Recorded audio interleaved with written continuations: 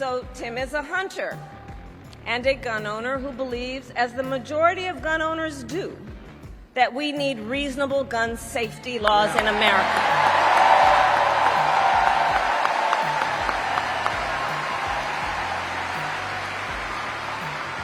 So as governor, he expanded background checks and increased penalties for illegal firearm sales.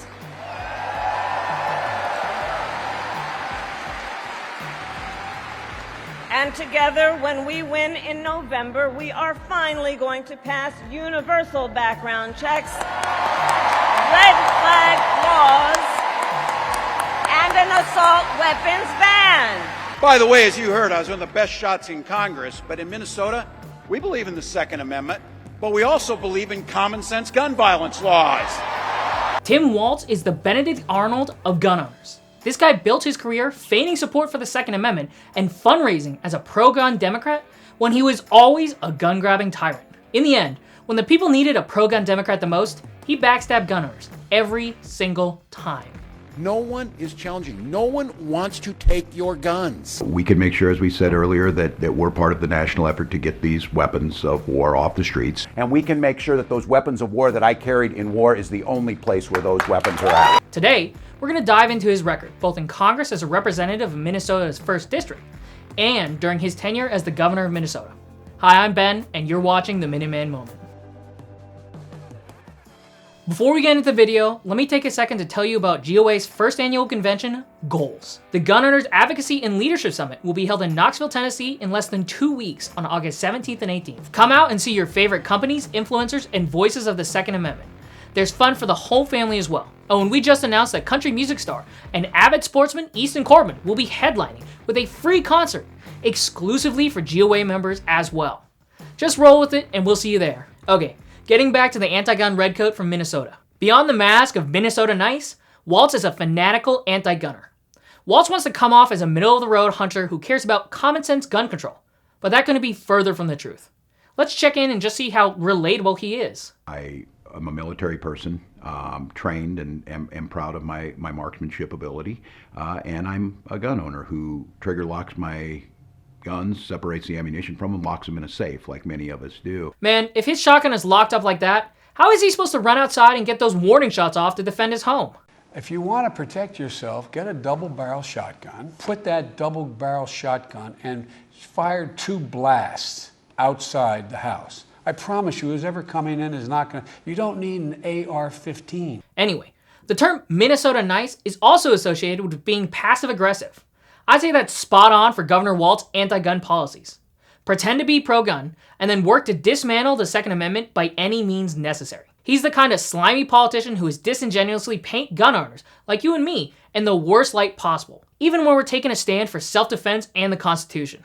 I'm going to make note of this. You are not getting off the hook at the next election if you vote no on this. You are not getting off the hook about us coming out there and making the case that 92% of people, and I don't even care in the most conservative of districts, it's well over 60% of people know this. You are not going to frame this that this is taking your guns, because I'm going to frame it that you're not sticking up for our children. Oops, he kind of said the quiet part out loud there, didn't he? But don't take our word for it, that Walz is anti-gun.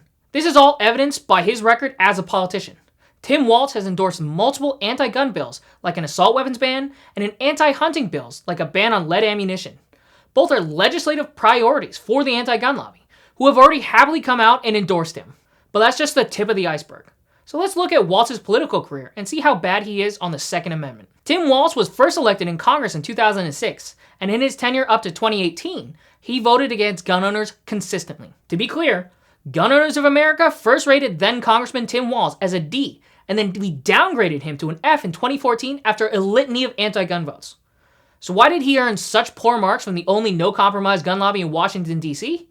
Well, Walz voted to restrict the ability of gun owners and hunters to use the Washington-Rochambeau National Historic Trail area, which would have taken away 600-mile area away from gun owners and hunters alike, and turned it into a gun-free zone. And he voted to ban carrying firearms for self-defense in national parks 3 times. Tim also voted to expose gun owners' personal medical history, which would have led to gun bans and gun confiscations 8 times. Walz voted against the First and Second Amendment by attempting to force Gun Owners of America to disclose their membership list to the Federal Elections Commission.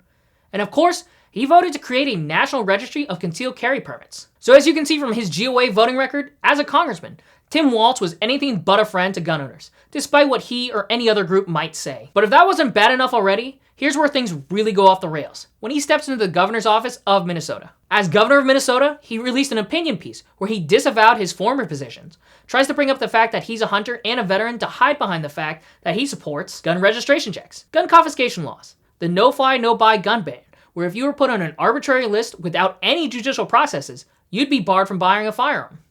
Eliminating concealed carry permits reciprocity between states. Oh, and a bump stock ban, which is actually a backdoor semi-automatic ban. In fact, he made good on those promises and more. As governor, he signed into law universal background checks to get weapons of war off the street and red flag laws, which he brags about using against 71 American citizens. There be red flag extreme risk protection orders, and I think Superintendent Evans can speak to the specifics of that. I think in my latest briefing, we've issued 71 of those. He also signed a bill to ban certain firearm triggers by forcing it into a funding bill, a sneaky way these anti-gunners love to abuse to get their gun control enacted.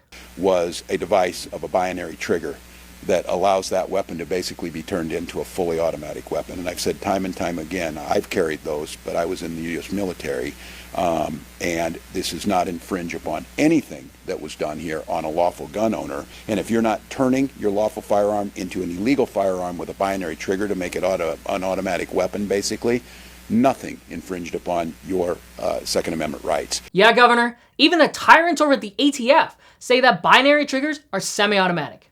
So, we're not turning our guns into illegal machine guns. You're just trying to ban lawful semi-automatic firearms by weaponizing the unconstitutional ban on machine guns. He's also endorsed a ton of bad bills, including one that imposed criminal penalties for lost or stolen firearms, a bill to force you to lock up your guns or face a felony, another bill that would have made it a misdemeanor to carry a firearm on government land, an assault weapons ban, a different bill that would have banned large capacity magazines, assault weapons, and 50 caliber firearms. So yeah, Governor Tim Walz wants to ban your lawfully owned self-defense firearms, make your lawfully owned magazines into a bunch of felony charges, and he wants the government to be able to confiscate your firearms without due process. And for all you hunters out there, this gun grabber also endorsed an anti-hunter bill that would have banned the use of lead ammunition for hunting. Actually, that tracks with the Harris-Biden administration, which is also banning lead ammunition and fishing tackle on certain federal lands. It's all a precursor to a total lead ammunition ban. Walz also likes to brag that he used to be friendly with the NRA and accept their donations, but suddenly, he changed his heart, given the money back and worked to pass gun control. This is an attempt to frame his anti-gun views as noble, selfless change of heart, putting people over money. In reality, the anti-gun lobby is extremely well funded, with many billionaires and multinational corporations donating to dismantle the Second Amendment. While Walz wants to frame this change of heart as being selfless, I think you just saw where the money really was, with the billionaire-funded gun lobby. Kamala Harris and Tim Walz represent a terrible ticket for gun owners this election. And at the opposite end is Senator J.D. Vance, who's a real gun owner who hasn't betrayed them and wants to abolish the ATF. Gun owners have a clear choice this November, so make sure you're registered to vote. Now thanks for watching. Be sure to like, comment, and subscribe to stay up to date with GOA's latest fights for your rights.